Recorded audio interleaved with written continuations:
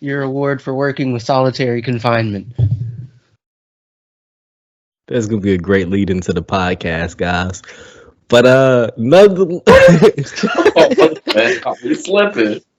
nonetheless, welcome to another episode of the Traveling Hoopers podcast. I am your host, Alan Pettigrew Jr., and in front of me are my two favorite people in the world, my friend Calvin McGowan and Philip Dixon. Guys, go ahead and let the people hear your voice. Once again, it's a pleasure to be here. As always, I'm Calvin McGowan. I hope everybody enjoyed their Thanksgiving. And it's good to be back as always. Yep, and my name is Philip Dixon, aka RIP Virgil. And it's good to be here. It's good to be with everybody. And I hope you had a happy and joyful Thanksgiving as well. I ate turkey, so it Ugh, is what it is. That's dry. Keep going. Yeah. Guys, Philip is clearly back from a training montage from the Rocky movies, and Calvin has just got back from Hawaii.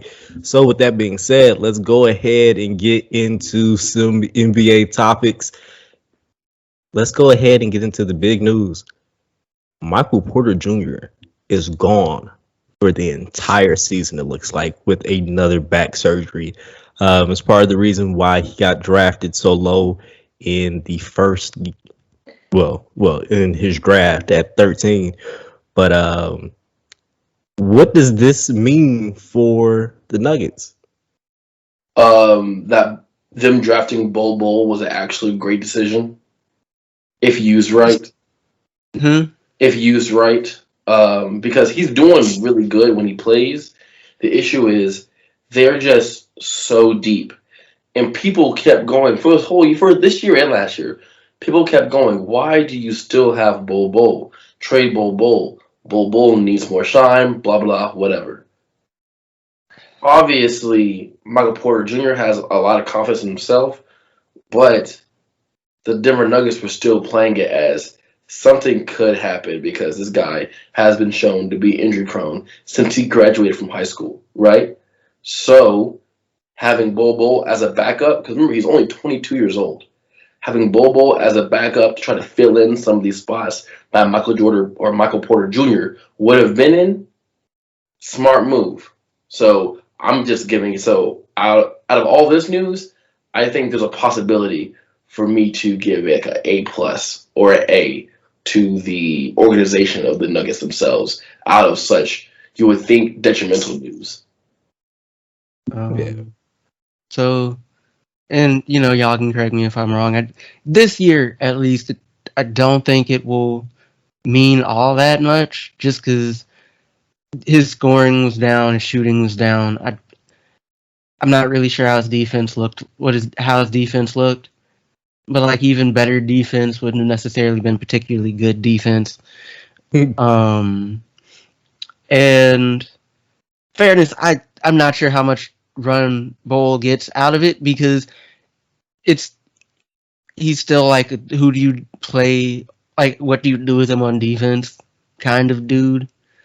And if he's just, and if he has the issue of trying to chuck it or be like a one-man offense every time he gets the ball, it's just going to hurt the team if he plays. Assuming that is the case. If that is not, I'm sure Malone can figure something out.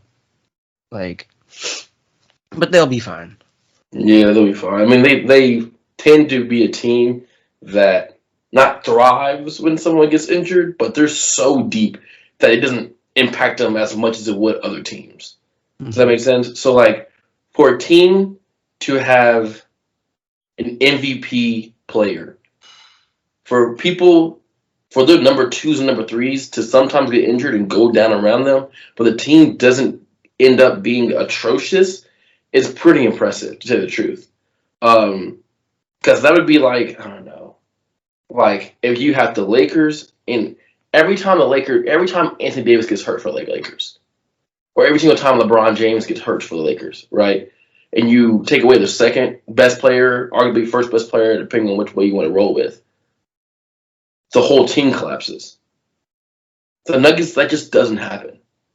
And eventually those players will come back, a.k.a. Murray, he'll come back. But Michael Porter Jr., there's going to be a timetable for him to come back. So he's going to come back eventually.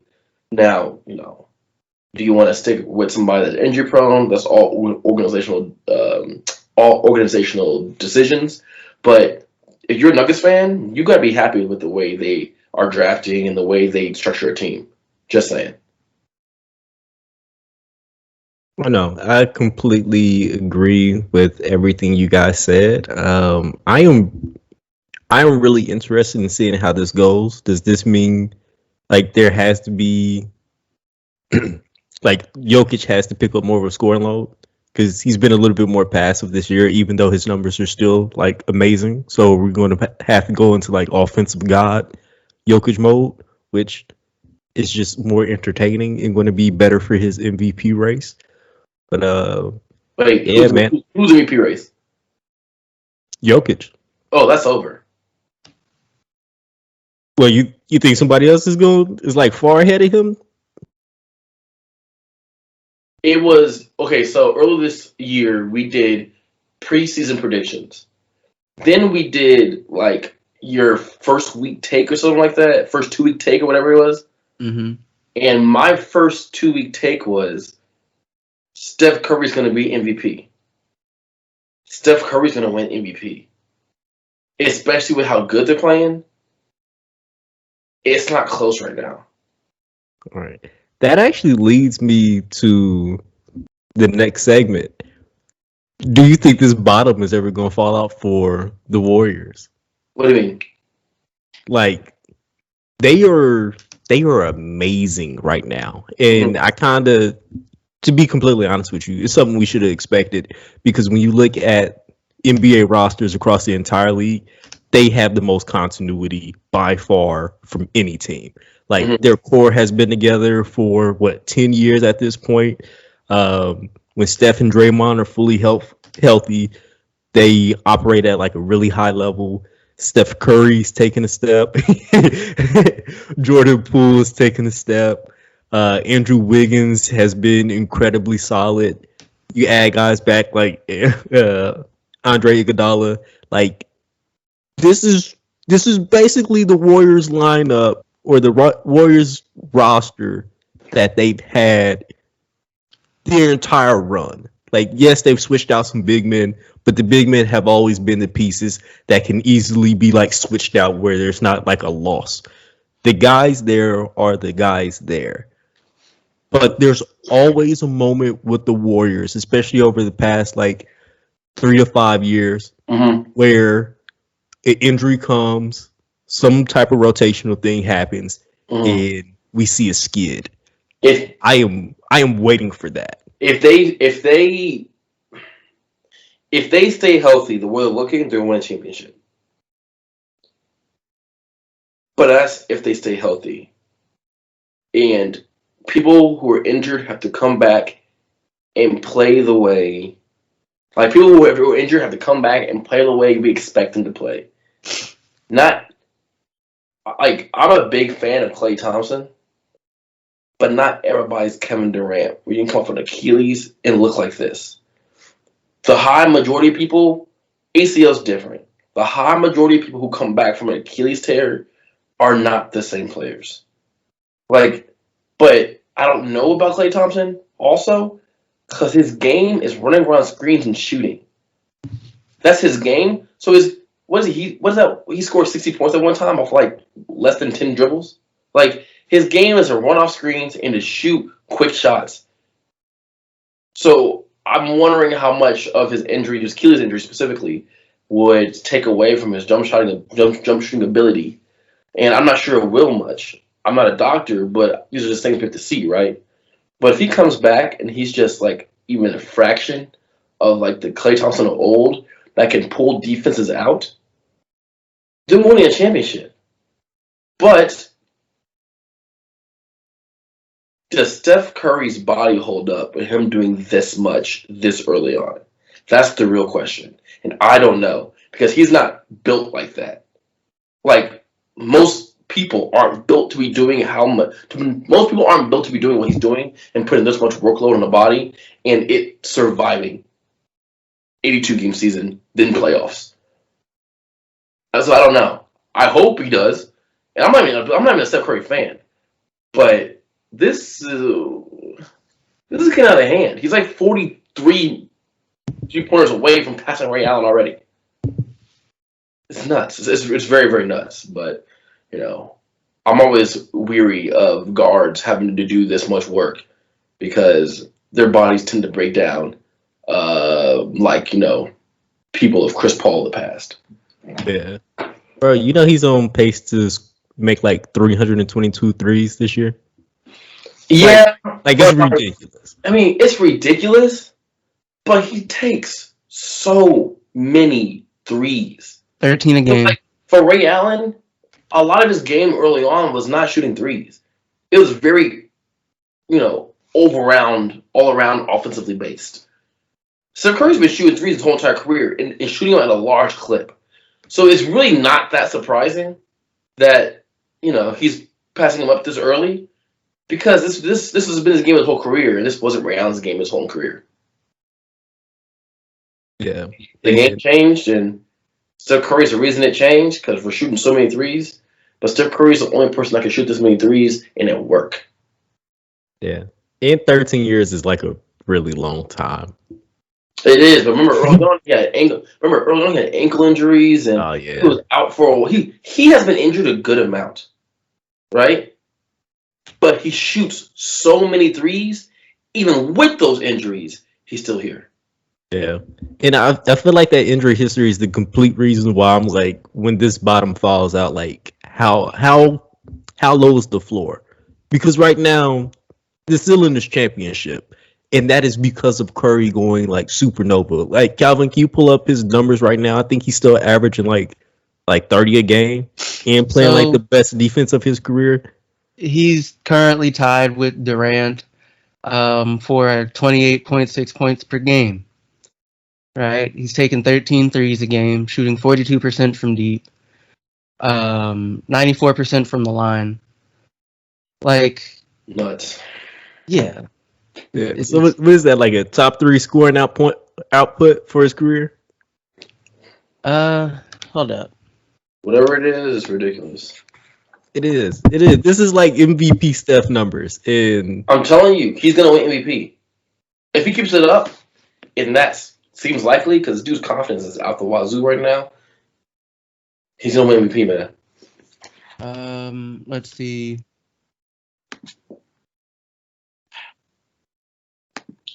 Yeah, I have not been more scared of a star player being made out of glass like ever. This is like no disrespect. This is his second best scoring, at least in terms of points per game. This would be his second best season, behind the 15-16 season. Oh, you mean behind that ridiculous season? Got you. Yeah. Well, listen. We're talking about Steph Curry, the point guard. And this brings me to another guard that I kind of want to talk about. Did either you see that they're taking the New York Knicks being there, taking Kemba Walker out the rotation? Yeah. Yeah. Earlier in this season, people were like, yeah, this is a Kemba Walker that Boston Celtics didn't get. He's motivated, this, that, whatever. But in recent weeks, if you talk to a Knicks fan, because obviously Knicks fans watch the Knicks game, it's more prominently than everybody else, right? You talk to them, read about them on Twitter, whatever. They've been saying that Kemba needs to be out the starting lineup and rotation. His tires, I saw somebody say his tires are busted. Because apparently he really about to be a journeyman. In that whole like Kemba's back in New York and New York is just where he wanted to play. That's a wrap. It's kind of sad. We're like 20 games into the season, and he already had 2 completely different narratives going about him. And the thing is, people kept saying that Tom Thibodeau, for the last couple of weeks, people have been saying that Tom Thibodeau needs to change of rotation. And I was wondering what that really meant. Oh, because I'm not watching Knicks games religiously. So I was wondering what that meant. And I was like, and all of a sudden today or yesterday, it came out with the whole thing of Tom Thibodeau taking Kemba Walker out of rotation.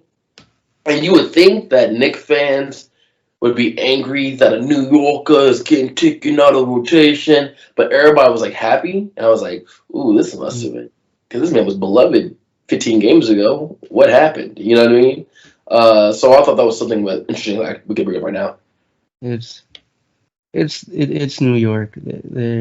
But I I don't know. I haven't really looked at their games. Kemba, it's definitely not his best season ever, but he's not wildly inefficient. He's shooting pretty well from three. His 2-point percentage leaves something to be desired. Which is what? 44.7% inside the arc. Is that low for his career though? Solid question. Hold on, let me see if I can pull it up for you. Because 44 doesn't sound like awful for a smaller guard. It doesn't actually. But like I'd kind of have to assume it might be like a defense thing. I mean, he's never been able to play defense for real. Like that's not his thing. He has been able to like overshadow that. His offense has overshadowed his defensive liabilities. But if you aren't playing like crazy offense and you're still a liability on defense, that can't be the case. Because I don't know when. Because people are happy that Alec Burke is now the point guard. And I'm, Kansas City native, big fan of Alec Burke. But I don't know the last time I saw, maybe when he was in Colorado, that people were happy that he was a starting, guard. You know what I mean? But people were like, yeah, get Kemba out of there. We need Alec Burke. I'm like, okay. Whatever. You went all the way back. At least get that man Utah. Utah, he was hurt a good amount of the time. So, no. Or maybe Philadelphia? No, they said Ben Simmons. See? No. Colorado. But yeah, man, like Kemba, and when you look at like the teams Kemba's been on, they haven't been good enough for him to need to play defense. Like the Hornets, like what does it mean for you to be a good defensive player for a consistently like 30-win franchise? But what about the Celtics though? Were they not good enough? They were good. No. They were confused. They didn't know what they was doing. No, they was good enough. You replace Kyrie with Kemba. All of a sudden, people are like, "This is the point guard we need," and he couldn't get the job done. Look, and I feel sick to my stomach talking about Kemba like this. Kemba had me wanting to go to UConn at one point. Oh, I'm so sorry. Kemba had me wanting to go to UConn at one point in my life. That's how much I was into Kemba when he was there with Shabazz, right? Yes. Yeah, that's how much I was into the whole Kemba Walker UConn. Then he went to the NBA, got drafted by the Hornets. I was into that whole thing. But to go from there to me going and having to admit that, yeah, the skid on those tires might be a little rough right now. Man. I feel sick. Hey, I'm not gonna lie. I forget how much older than you are than I am. Because I was never like interested in UConn because of Kemba, mainly because I was like 3 years away from graduation while he was still playing there. Okay. Okay, yeah, you younger than me, but you like when you were watching college basketball growing up, high school, middle school. Did a college kid or a college athlete, basketball player, ever make you feel like even for like a day? But you feel like you wanted to go to a college? Brandon Rush, baby. Really? Yeah. Look, see, it's funny. I ended up being the one to go to KU, but Jacob Poland made me want to go to K-State.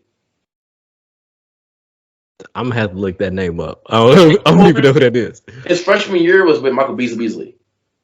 Him and Beasley were freshmen at the same time, and then K-State had this crazy double overtime game one year. They played Xavier they played Xavier, and Jacob Poland was pulling up from deep. If you can watch that game right now, it is one of the most incredible college basketball games you'll ever see in the NCAA tournament. And I really thought I wanted to go to K-State for a second. I'm not trying to go to Aggieville down there in Manhattan, Kansas. I'm not trying to do that. Jacob Poole had me thinking I wanted to, though. And Kim Walker had me thinking I want to go to Connecticut. I'm trying to go to Connecticut. Boy, that first winter would have been awful, son. I hate the winter. I was not trying to go to Connecticut. But Kemba Walker had me thinking that. So from him to go from there and making me think I wanted to be in some like get out scenario to me talking crazy about him and sadly about him about he got to go to he about to be a journeyman and he can't be in the rotation no more. It's a fall from grace that I just wasn't expecting, but I should have because he's like 5'11". Yeah. I mean, technically speaking, isn't he already a journeyman? Yeah. What is this? His third team in like how long was he with the Celtics? 2 years? 2 years. So was that third team in 4 years? Journeyman's more than 3 teams. Yeah, I feel like journeyman bounce around more than that, but it occurs to me I've never heard a definitive definition. It's like at this point, this player is a journeyman now. Okay, who in your mind when somebody says journeyman? Who do you think of? Because I think of Chauncey Billups. That's funny. I was thinking Chauncey Billups too, but I didn't want to say Chauncey Billups because he won a championship with my beloved Pistons, who I have not watched in years and will not be watching until Cade is like extremely good. But Calvin, can you look up the teams that Chauncey Billups played for? What? Pistons, Actually, Celtics, Denver, Clippers. Oh, I forgot about the Clippers. He's played for more teams. He's played for more teams. Dwight Howard in the back half of his career qualifies. No, we will not do no slander of a Hall of Famer. Watch out. Oh no, this isn't about slander. He was still good. He was just bouncing around a lot. Dwight Howard? Yeah, because the league was like, oh. 5 seasons. You said what? Dwight Howard's played for like 5 teams in 5 seasons. He's a journeyman. Yeah, because look, all his moves are political. If you ask me, you mean to tell me he was the best player on that Hawks team? They were like, oh, he has to go for what? You don't have anything else. He's been on so many teams. I forgot he played for the Hawks. During that 5-year span, it was like, you mean to tell me this dude is still like a 16 and 12 double and he's the problem? So what is it? Okay. Rockets, Wizards, Lakers, Philadelphia, Lakers again. Like, come on. As soon as you get traded and come back, that's how journeyman you are. Exactly. He's a journeyman through and through. Look, if you can do a double for your entire career, that's people being lazy. Like people would just find reasons not to like you. You mean to tell me you got that much of an issue with a productive player? Okay. He having that much fun? Okay. But the Nets though. What, Joe Harris out for the next couple weeks? Okay. Calvin, I'm glad you brought that up. I need to make a public apology to the 37 or so people who listen to this podcast on a regular and have been with us for the past 3 years. Guys, at the beginning of the season, I said something that is outright blasphemous and a tad bit crazy. And I'm still going to get a t-shirt that has it on there, and I am going to rock with it for the rest of my days. But maybe the Nets do need depth. Who would have known that injuries and not having Kyrie would have made them, stink up the place, even though they are Calvin, put your head down. Nobody was talking to you. I'm out here talking to the fans and being apologetic and honest. I'm not doing this very often, guys. All right. But it's still the Nets are still like a top 4 team out west, which goes to show you guys that I am still right, but I will gladly take my L because they are not the juggernaut that we wanted them to be the entire time. And, I am waiting for that new mayor to come into New York. Go ahead and drop the vaccine mandate so we can get Kyrie Irving back. What a... That's... You don't No. need to do that just for Kyrie. What are I'm selfish. I don't live in New York. I don't get. Yeah, this one doesn't affect me. Sorry, I guys. stop myself from cussing you out just now. Do better, sir. Yeah, please do better. You're What they should. Everybody should have got vaccinated by now anyway. It's been there for like 3-4 months. If you Alan. want to But go he to the grocery hasn't, store, that's on and you. that's why he's not playing right now. Exactly. Alan watched the Marvel movie and was on Thanos' side. No, I was not actually. You mean to tell me you got all that power and you can just make more resources? Stupid. Oh, Stupid. yeah, he thought about it. He Stupid. He felt bad about being on Thanos' side. I don't ever want to hear about Kyrie again. Him not getting vaccinated is the most selfish move for this team. Release his contract, give him all the money, and just let him go because this is ridiculous. What are the Eastern Conference standings as they stand right now? So, the Nets are currently, sitting at the top. Right after them is Miami and the Wizards, who are both back one game. Then Milwaukee, Chicago, Charlotte, and then New York, Atlanta, Boston, and Cleveland are all up in the play-in area. Okay, before we get started on that, I take my apology back. We're number one, baby. Death is for untalented teams. He just got out though, Mister. You're feel like they haven't played without him yet. I'm right. I'll be wrong in a couple months, but until then, we're number one. Whatever makes you feel better. This is just a reminder that they're gonna have to give legit minutes to both Javon Carter and Cam Thomas. Cam Thomas just dropped 37 in the G League, so that's nice. Too bad it doesn't matter for NBA purposes. We gonna see. But it's they didn't have dudes they could afford to lose in the backcourt in particular, right? So it's gonna be rough for them. But at least they have Durant and Harden. They're still healthy. Yes. Well, as healthy as James Harden looks, he's still looking a little, out of shape. He's what you got. Yeah, talent. We're gonna keep it rolling. Look, I just want us to come out the East, and I think this is a good regular season team. We have the guys where we can make it look good until March rolls around, when everybody actually wants to lock in. I think that's where our real struggles are going to be. And Joe Harris should be back then. Can you stop saying weird? No.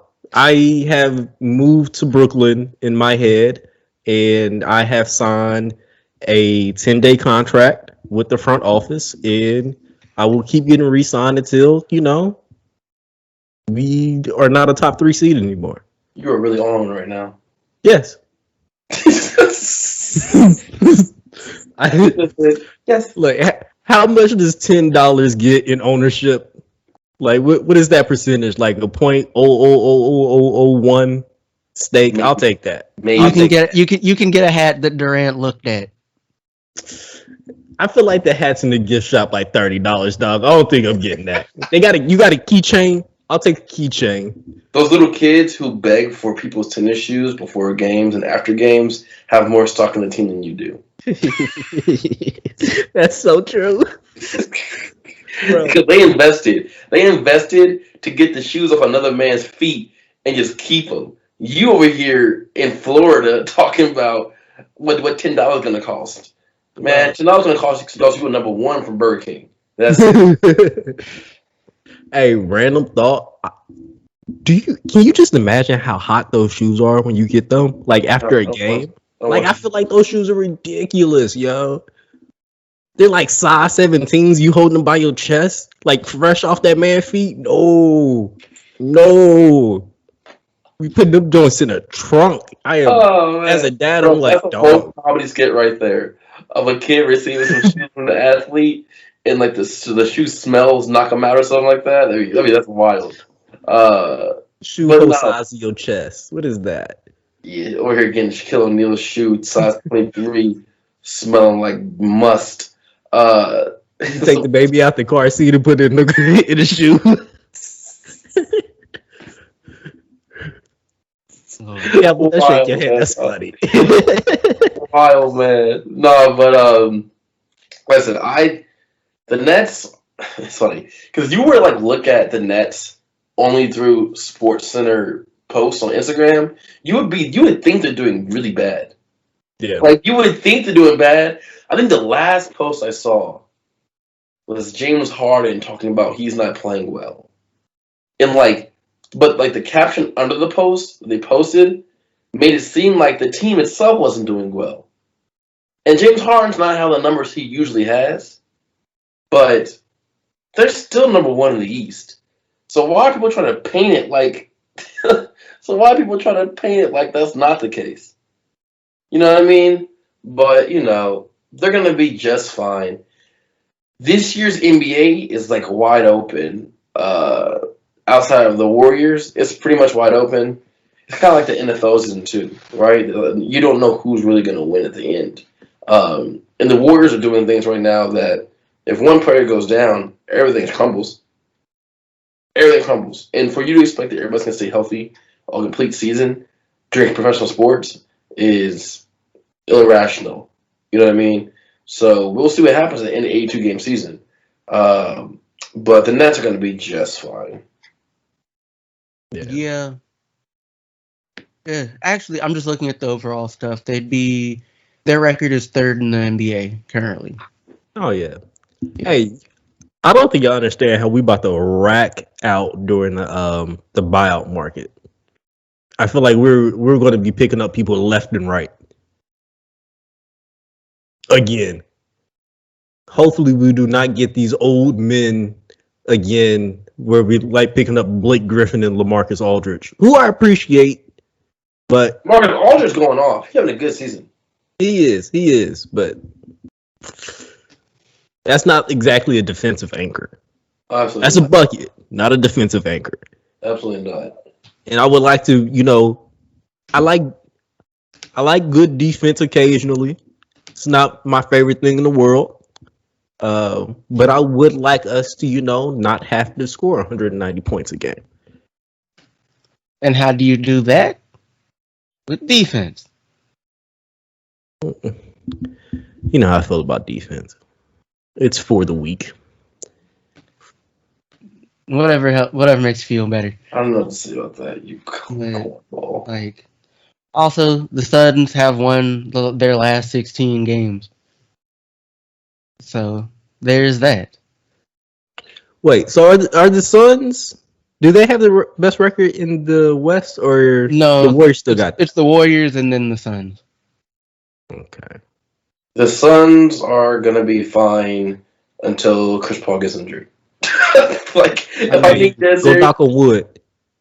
What? Go knock on wood. Like, we all know it's gonna happen eventually, but Yeah. go knock on wood. I'm not gonna knock on wood because we know it's gonna happen eventually, right? It's gonna be some Nicky Knack that he has. I actually don't know if Nicky Knack is a real term. It's gonna be some tic tac. There you go. It's gonna be some tic tac that happens to him. A nagging injury. That's gonna happen eventually because you never have to worry about Chris Paul in the first 20 games. You gotta worry about Chris Paul in the last 20 games. So they can win all the games they want right now. But towards the end of the season, let's see what it looks like on a Chris Paul team. That's all I gotta say. Philip, that's the TikTok. That's the TikTok teaser right there, bro. Bro, why did I already Fire. think about it? I already thought about it online. Something dead serious. Fire. I've been low key trying to set people up for like myself and everybody else up for like all right, that can be like a minute. You know what I mean? So, hey, my mind working. Look, we just had a production meeting. Aren't y'all proud that we let y'all come behind the scenes? But to get back to the Phoenix Suns, Have y'all watched any of their games this year? I haven't watched a single Phoenix Suns game. Like Do you hear what Bridges said on JJ Redick's podcast? no. So, well, first of all, shout out to JJ Redick for being like the coolest white kid ever, right? Because like he like Isn't that man like 35? yeah, and no, but like like it's just those white boys that play basketball that are like just cool. You know what I mean? And JJ Redick, like not a nerd or a dork. He's not a dweeb. He's a cool guy. So shout out to him for that. But Bridges was on his not Bridges. Bridges is the guy with the big mouth, right? Yeah, Mikal Bridges. Yeah, Mikal Bridges, the big mouth.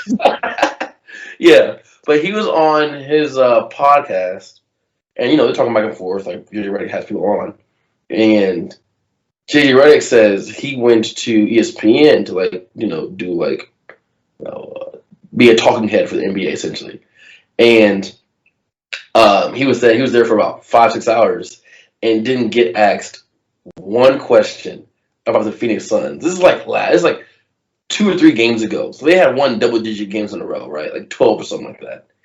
And Bridges goes, I mean, unless they listen them up, I don't care what they got to say. He was like, I don't care what they got to say. They're not lacing up the shoes, so who cares? We win in games. We don't need to be talked about. But all that says is no one really knows they've won this many games because the media isn't they're not showcasing they've won this many games. So if you're a casual basketball fan and you wake up in the morning and you get your basketball information from Get Out or Stephen A. Smith or Get Up, whatever it's called, Stephen A. Smith or Shannon Sharp or Skip Bayless, then you're not hearing about the Phoenix Suns.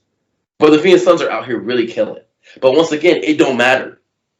Because the first 20 games don't matter with them. It's the last 20 games. Because they're arguably first, second best player. He old.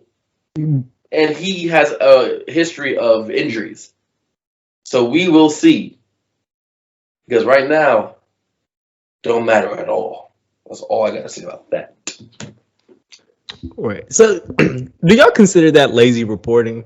Because I do not. I haven't watched ESPN regularly in probably like 3-4 years. Just because I get bored of hearing the same exact teams. Like every time I click on the thing, it's the Cowboys or it's the Lakers. I don't care about either one of those teams. Like even when they're good, I do not care whatsoever. So like it makes me feel bad when I even got the little bit of bug where it's like, man, the Nets suck. And then you go look at the standings and they're like the clear-cut number 1 team in the East. But you don't hear that. I don't consider that lazy report. Oh, I don't know. I don't consider it lazy reporting. I consider it like uneducated reporting. Because I've always thought about it like this. And if you're a fan of a certain team, you can tell. If you're a fan of a certain team and like you're like the home team you have, you can always tell that the people on TV do not know what they're talking about. These people are not at home every single night watching every single NBA game that comes on TV. They're not. They're watching probably the exact same. They're watching their favorite teams. So if it's Mike Wilborn, he's watching the Bulls. If it's Stephen A. Smith, he's watching the Knicks. Everybody has their team. When Michelle Beadle, when she was there, it was the Spurs, right? So they'll watch those teams, and then they'll get like summaries of every other game that they're willing to talk about. They don't watch these games. So why should I take their opinion about a game they're not watching? A game that they're just getting summarized and watching highlights of. If you really know basketball, you know you can't get everything you need from highlights, right? Shout out to House of Highlights, but people think they know basketball only by watching their 9-minute clips of the games. No, you got to watch the actual game, the intangibles, why people miss the shots, not just all the shots they make, the assists that were good but the person didn't make them. You got to watch all these things. But unfortunately, these ESPN pundits don't do that really. And a lot of people listen to them before they listen to most of these people aren't going to read articles from The Ringer, right? They're not going to do that. It's much easier to get that 2-minute YouTube clip. So, I don't think it's lazy reporting. I just think it's uneducated reporting. I mean, I think it's probably a couple things. One, the teams that tend to get reported on are tend to be considered some of the bigger media markets. They also, more importantly than that, are some of the more popular teams. The Lakers, even though, like, I'm not a Lakers fan and don't particularly care about the Lakers one way or the other, the Lakers are a popular team. The Cowboys, a popular team, right? People pay attention when you start talking about those teams. And it's kind of just pandering to the lowest common denominator, for lack of a better way of saying it. Like, if you say something about the Lakers, LeBron James, Kevin Durant, I guess, like Golden State Warriors, like people are going to like pay attention. At least a larger number of people than if like you talk about, the Suns and how like, yeah, they're playing some really good basketball right now here in the first chunk of the season, right? And like Booker is shooting the cover off the ball from three and whatever. And like these things are things you and I care about. But like somebody who is just like a casual Lakers fan in like the middle of nowhere or what have you isn't particularly interested in what the Suns are doing. Fairness, before like a year or two ago, we probably weren't particularly interested in what the Suns were doing. In fairness, they also weren't very good. Big fact. I just want to put that over. Big facts. Absolutely dreadful. And it's a thing where it's like it's a business, and like I'll put it like the easy money is in talking about the Lakers. It's in talking about the Nets.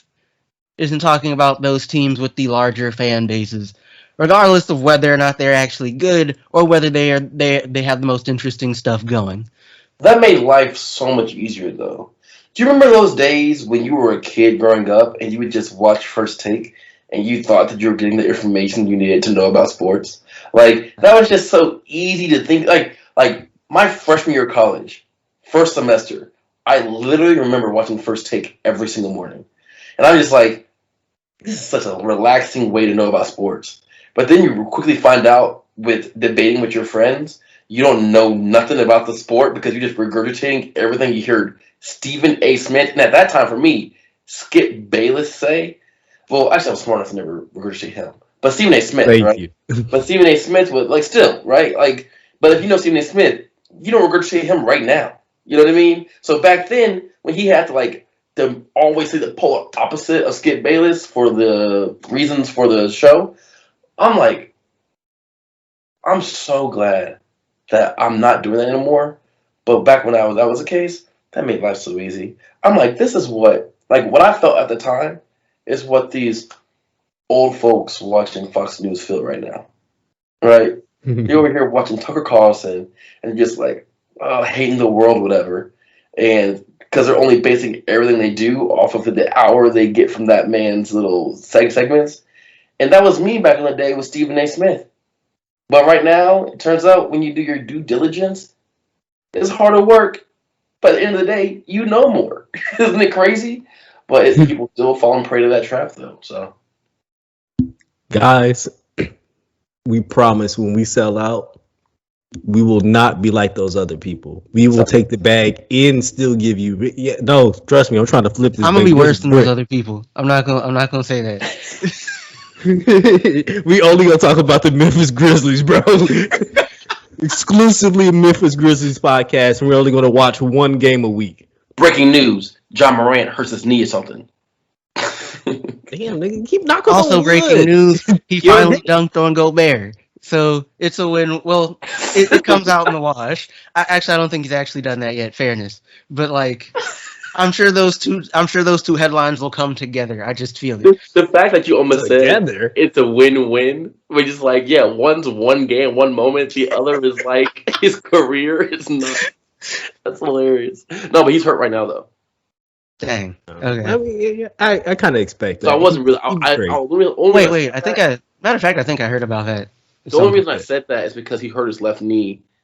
He looked at a left knee sprain or something like that. Yeah. Like, games ago. So I don't want John Morant to get hurt, but the way he plays the game, it's as a Derrick Rose fan, it makes me cringe. He'll probably be fine. Hey, sports medicine is so advanced now. We do not have to worry about these things. Like It he'll could be he'll be advanced fine. to 10, man. Like a decade ago, it couldn't be advanced. That a decade ago is a decade ago. We're here now. But Look, also, Calvin, you should be the one as a Memphis fan knocking on wood after saying he'll probably be fine. So Point taken. Okay. there you go.